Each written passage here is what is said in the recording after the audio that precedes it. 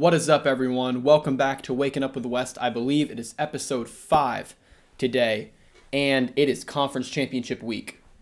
We have finally made it to the end of the college football regular season. We are now in the postseason, as people like to call it, and we have 5 excellent games for you this weekend, 5 playoff implication games, starting with the Pac-12 on Friday night between the Ducks and the Huskies in a rematch of the thriller in Seattle earlier this year. And then the other 4, the SEC championship between Alabama and Georgia, the Big Ten championship, Michigan, Iowa, the ACC championship, Louisville and Florida State, and of course the Big 12 championship, Oklahoma State and Texas. I can't think of a time where so many teams have been vying for a playoff spot in the current format that we've been in over the past 10-ish years. It's almost fitting that we are moving to 12 teams next year because of just the sheer amount of not only the conference realignments and the difficulties of that next year, but just so many teams this year vying for a spot. You can make up so many scenarios. There are scenarios where the Pac-12 team gets where the Pac-12 conference gets 2 teams in. There's scenarios where the SEC misses out entirely. There's scenarios where Oregon misses out even if they win. There's so many different scenarios. We're going to break those down today. First, the main portion of this video is going to be a preview of the Washington-Oregon game, the Pac-12 championship in Las Vegas. That is where we will start today, so let's jump in. Oregon, the spread came out. Oregon's laying 9.5 points against Washington. That is a huge number. We've been talking about on this show since it's been started, the spreads for these Oregon games. I mean, Vegas loves Oregon. The committee loves Oregon. The eye test, the Ducks have passed that with flying colors this year. And again, Vegas proves to me that they believe Oregon is an excellent, excellent football team. Washington is going to be, the rankings come out tonight, will most likely be the number 3 team in the country. Oregon will most likely be number 5. Maybe they jump Florida State tonight if the committee deems the Ducks to be a better team than the Seminoles right now. Doesn't matter, really. The point is that Oregon is laying 9.5 at a neutral site over the number 3 team in the country. That's crazy. That is crazy. I personally think Oregon's going to win the game, and we'll jump in this video why I believe that. Did I think the spread would be almost 10 points? No. I thought it was going to be maybe Oregon minus 4, maybe 4.5. But no, they're laying pretty much 2 possessions, pretty much. Possession and a half. Where do we want to jump in? Let's jump into what these teams look like right now, how they're trending. It's very interesting because, of course, Oregon is pretty cut and dry. They used that loss to Washington a few months ago in Seattle as fuel. They hit the reset button, and they have just been torching opponents ever since. I mean, it has not been close. If we look at their schedule, I mean, their closest game might have been the USC game, and that was like a backdoor 10-point loss for USC. I'm looking at it right now. Yeah, they beat USC by 9. It was double digits all game. I mean, they smoked Utah in Salt Lake City, beat Washington State by a few scores, smoked Arizona State, smoked Cal, smoked Oregon State last Friday night. I mean, Oregon has been on an absolute tear. To me, they are the best team in the Pac-12. And I think Dan Lanning and this Oregon group have been looking forward to this game, but they've also done a good job of not looking ahead, taking the season one game at a time. They're very adamant. I've seen, whether it's through the press, whether it's through their Ducks versus them videos, that Oregon plays Oregon. Oregon does not play the opponent that week. Their mentality is we're going to play better than we did last week because we know that we have the athletes, we have the football players to win games, but we need to have the mentality of we are going to try to be better than we were last week because if they do that, they'll win every single game because they've been that good. Bo Nix has been that good. In my opinion, actually, we'll jump into the Heisman in a little bit. I was going to give you some Heisman thoughts, but we'll do that at the end. But in my opinion, Bo Nix is playing like the best quarterback in the country because of what the Ducks are facing every week, which is elimination practically. You get that second loss in this 4-team playoff era, you're not going to the playoff. Jaden Daniels at LSU, they've had 2 losses, a loss, 3 losses for pretty much the whole year. And, it's a little, I'm not going to say it's easier, but there's less pressure down in Baton Rouge right now. You just go out and win games. You got to score because your defense sucks. It's a good situation for Jane Daniels, not taking anything away from him. He's been nothing short of extraordinary, but Bo Nix has had pressure every single week, especially since the loss to Washington. And I think this Oregon State game this past week was a perfect example of like the culmination of all that pressure. Rivalry game, yes, it's at home, but you're trying to avenge what Oregon State did to you last year, which is pretty much the same situation. You're trying to get back to a conference championship. You're trying to give yourself an opportunity to win a conference championship, keep yourself alive for the playoff, to win a national championship. All those things were there for Oregon last Friday night. And Bo Nix, Bucky Irving, Troy Franklin, Tez Johnson, they all delivered. The defense delivered, 31-7. So Oregon's going to be 9.5-point favorites in Vegas' eyes because of the way they've been playing, the way they've been destroying teams, the eye test. I get the strength of record and the ranked wins currently aren't there, but they beat, I know Colorado's not a good team, but they beat Colorado when they were 3-0, riding high, and ranked. They beat Washington State when Washington State was ranked, Utah when Utah was ranked, USC when USC was ranked. You can't control how other teams do. You got to beat who's in front of you. Oregon's done that. And they get a chance to avenge the team that beat them earlier. So I can understand why Oregon is favored. 9.5 is crazy to me, though. Tells me that Vegas thinks Oregon's going to win, obviously.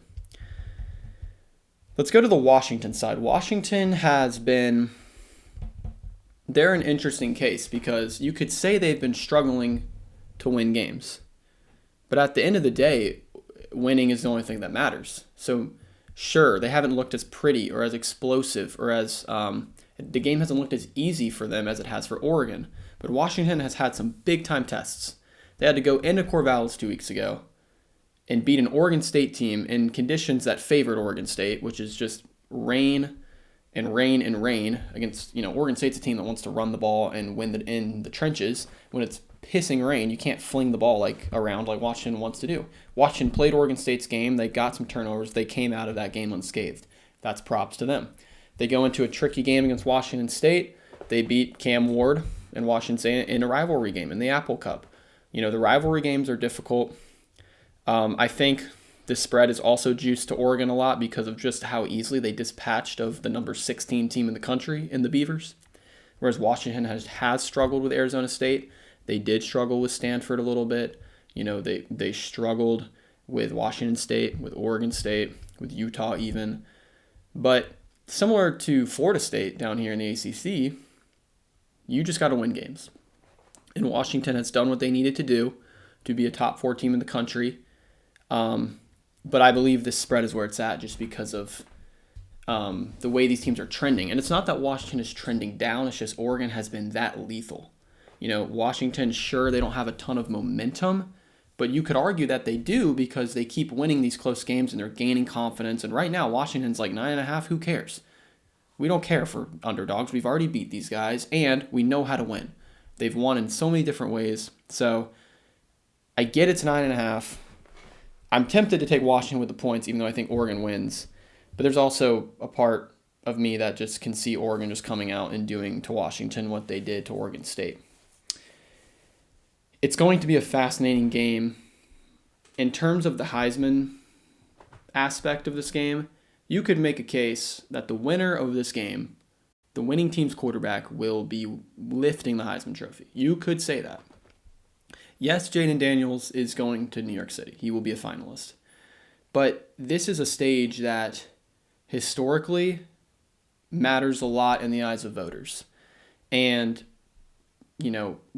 how your team is record-wise, if you're winning, if you're having to face that pressure every single week of keeping your team alive, which is what Penix and Bo Nix have had to do, I think that this stage is an opportunity for both guys to cement the Heisman, in my opinion. I think Bo has the inside track over Penix, especially because, people think Oregon will win the game. Bo has had some better stats. He's looked better recently. He's completing 79% of his passes, which is insane. And if people want to call him a yards after catch merchant, as people like to call him, he's still dissecting defenses. He's still checking at the line. And he's literally a coach on the field. Okay? And the dude can just flat out spin it. He made a throw to Tez against Oregon State that was ridiculous. Right over, it was a Sunday throw, as we like to call it here. A Sunday throw. But I think the winner of this game could win the Heisman. I really do. Especially if Oregon wins. I think if Bo has a good game and they beat Washington and Bo gets to avenge that loss, he carries his team to a Pac-12 championship. Or not carries, but he leads his team to a Pac-12 championship. I think that is going to weigh heavily in the eyes of voters. But man, what a game this is going to be. Friday night in Vegas. It's great because for the playoff implications, I think obviously if Washington wins, they're in. Undefeated Power 5 champ. You're not going to leave an undefeated Power 5 champ out of the playoff, clearly. But I think if Oregon wins, Oregon's locked in as well. I mean, I'm curious what the rankings are tonight. I don't see Oregon dropping behind Texas or Alabama, considering Oregon just picked up a ranked win in dominating fashion over Oregon State. And then if Oregon goes and avenges its loss to the number 3 team in the country, I really don't see a world where Oregon gets dropped below both Texas and Alabama, or even one of them. Because if you're going to stay above them all these weeks and then really just boost your resume greatly these past 2 weeks with ranked wins, I don't see how you get dropped from that, especially when Washington is going to be a better team than Oklahoma State that Texas plays.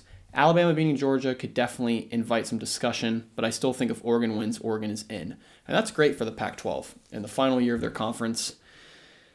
It's bittersweet for sure, but it's nice to see such a big game between two just elite programs, nationally elite programs, and one gets to represent the conference in its final year in the playoff. And with the way, the top teams have looked this year, yes, Michigan looks good. Of course, Georgia looks good. Florida State, not so much without Jordan Travis, but there isn't just a ridiculous team like 2018 Clemson or 2020 LSU. Or, these Bama teams aren't as good. Even the Georgia team, has lost so much talent.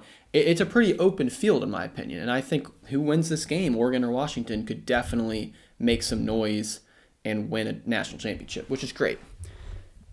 Prediction-wise, I think Oregon wins the game. I'm not going to bet on that spread because 9.5 is just, I have no idea. Oregon could win by 21. Washington could win by 10. I'm not going to bet on the spread, but I do think Oregon wins the game. They avenged their loss. They're just the better team right now. They're playing better. I think most people would tend to agree with that. But man, what a game that's going to be in Allegiant Stadium. Probably the biggest Pac-12 game in a long time. Biggest Pac-12 championship in a long time. I can't remember the last time there were 2 Pac-12 teams ranked inside the top 5 going into conference championship week. I'm trying to think. I can't. Moving on to some other conferences. Let's just go in chronological order of time-wise here. So at noon on Saturday, Oklahoma State will play Texas. Oklahoma State is ranked number 20 at 9-3. Texas, of course, right behind Oregon at number 7. In my opinion, Texas wins this game. Oklahoma State is not. Yes, they're ranked. Yes, they're a good team, but they're not on the same tier as, a Washington or Oregon or a Georgia or Alabama, clearly. So I think it will be difficult for Texas to really control their own destiny here because the Pac-12 champ is just going to be ahead of them most likely. And for people who might say, now Texas and Oregon have a common opponent in Texas Tech. That is true. Texas beat Texas Tech by 50. Oregon survived on the road. Tyler Shuck was playing in that game against Oregon. That's early in the year. First home game, I believe. It's different. It's a different environment. Texas Tech. I definitely believe in common opponents, and you need to look at that. But I don't think that the reason why Texas should jump Oregon is because they beat a Texas Tech team that has just been ravaged by injuries since that Oregon game. Oregon played a different team earlier in the year. It's just different. So I think Texas really is going to need some help. They're probably going to need help from Florida State losing. They're going to need help from probably, it's probably going to have to be a Florida State loss because if Alabama beats Georgia, which we'll get into next, that will be such an interesting debate for the committee. Wow, will that be interesting. Oklahoma State clearly, obviously does not have a path to the playoff here. They can only play spoiler. Texas is minus 14.5. That game is in Arlington at the Cowboys Stadium, AT&T Stadium. Texas gets a virtual home game. I will probably be, again, these spreads are so weird. I almost want to lean Texas minus 14.5. I mean, Oklahoma State lost to South Alabama earlier in the year and struggled with some other teams. But Texas is going to win that game is the bottom line. They will make their case for Selection Sunday and will most likely need some help. Georgia, Alabama at 4 o'clock in Mercedes-Benz in Atlanta, Georgia, my hometown. Whew. This game is probably the X factor in terms of who's going to make the playoff. If Georgia wins, it's pretty cut and dry in my opinion. Georgia, Michigan, Pac-12 champ, Florida State if they win. It's pretty cut and dry. If Alabama wins, all of a sudden, Michigan will become the number 1 team in the country, assuming they win against Iowa. After that, where do you go? The Pac-12 champ, like we said, the Pac-12 champ is probably in. It's probably Michigan and the Pac-12 champ. If Florida State wins, then are you taking an Alabama team that beat Georgia, the number 1 team in the country, winners of 29 in a row? Are you taking Alabama with 1 loss, SEC champion? Or are you taking Texas, Big 12 champion, who beat Alabama by 2 scores in Tuscaloosa, albeit 3 months ago? That's probably the situation in the scenario the committee does not want to see because they don't want to have to differentiate that. And it's probably not the situation that Oregon wants to see because Oregon will definitely be lumped into that group with Texas and Alabama, and they will be, the committee will kind of talk through those 3 teams, and there will definitely be, they're all conference champs. Texas beat Alabama. Oregon doesn't have a great strength of record or strength of schedule, but they have the eye test. Texas, beat Alabama, but Alabama beat Georgia. And, that will definitely be a little more nerve-wracking for Duck fans and Pac-12 fans if Oregon does win Friday night. I personally would like to see Alabama win. That last-second throw against Auburn was just the epitome of rivalry weekend, in my opinion. An Auburn team that had no business, quite frankly, beating that team, coming off a wacky loss to New Mexico State. But yet they were right there and they had it. And then they didn't because they muffed the punt, but then they did because Milroe botched a snap. And then 4th and 17. Or 4th and 17. It was 4th and 31. 4th and goal from the 31. Isaiah Bond back of the end zone. Alabama keeps his season alive. And they'll be ready to play. Saban will get the boys ready. Georgia, Alabama will be a great game. It's Georgia minus 6. Again, I'm not going to give any predictions for these games in terms of spread against the spread yet. I got to think about it this week. Moving on to the Big Ten. Michigan plays Iowa. Here's a little funny joke for you. Michigan is 23-point favorites and the over-under is 35.5. So if Michigan is going to win by 24, that means they would have to win 27-3. They'd have to win 31-3, 24-0. I mean, if they were to cover, they'd have to win 31-7, which means the over would hit. So basically, Vegas doesn't think Iowa can score a touchdown. And they're probably right, because Iowa games have been literally, I saw the total against Nebraska this past week was 25.5. Iowa can't play offense, but they can play defense. But Michigan is just a different beast. Michigan has a comparable defense to Iowa, or Iowa has a comparable defense to Michigan. They're very similar defensively, but Michigan can actually do something on offense. So Michigan will probably cover and win this game 31-3 or 38-3. And if the over 35.5 hits, it's probably going to be because Michigan scores 35 points. So Michigan is probably going to demolish Iowa. They get Jim Harbaugh back.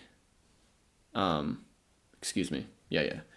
And it'll be probably a snooze fest.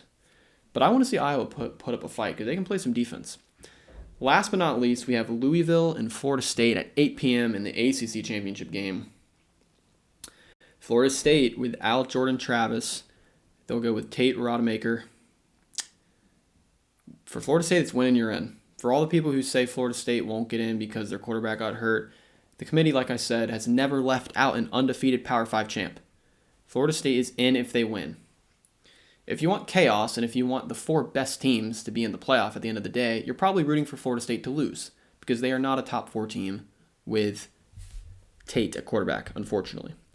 Louisville is coming off a brutal loss to Kentucky. I'm curious if they will still get up for an ACC championship game or if they have some wind out of their sails now. This game is in Charlotte at Bank of America Stadium. FSU minus 2.5. Oddsmakers think it'll be close. In fact, I really think Louisville is going to win this game and knock Florida State out. Florida State struggled in the swamp, which is expected. Again, rivalry game. I'm not too surprised by that, but Louisville's a different animal. Louisville, they've won 10 games for a reason. They aren't the most talented team, but they're scrappy and they play hard. I think they beat Florida State in the ACC championship. I'll probably go Louisville money line there. With my predictions, just straight up of who's going to win the game, that Georgia-Bama game, I have no idea. But if Florida State does lose, say Florida State and Georgia loses, you're probably going Michigan 1, Pac-12 champ 2. I think Oregon wins, so we'll say Michigan 1, Oregon 2, and then it's probably Texas 3, Alabama 4, or Alabama 3, Texas 4, and Georgia's out. Georgia is not out of the woods at all. They're going to have to beat Alabama. I anticipate they do, but Alabama, Nick Saban in an underdog role, kind of backs against the wall. I don't want to bet against that team, quite frankly. But we are Waking Up with West. We are a West Coast-based show here, so all eyes will be in Las Vegas for me personally Friday night. Yes, Liberty plays New Mexico State. Yes, Liberty will win that game.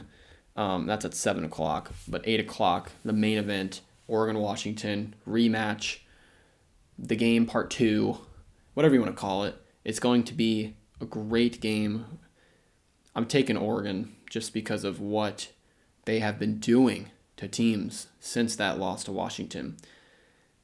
And I'm telling you, Dan Lanning can get the boys going. Dan Lanning gets his guys going. He'll have revenge on his mind. He'll definitely want them to close this season strong with a Pac-12 championship and hopefully a college football playoff berth. I'm taking Oregon in that game. It's going to be good, though. Washington knows how to win.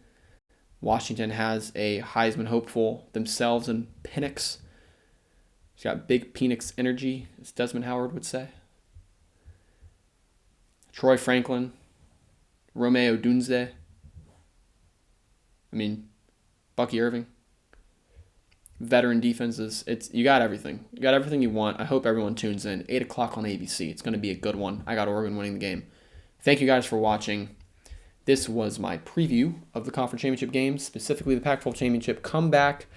I might do a short show Friday morning, releasing Friday morning, Thursday night, just kind of hammering home the points that I've made today about the Pac-12 championship and just the ramifications of it. It's a huge game. Final year of the conference, sending out the Pac-12 on a good note, I think.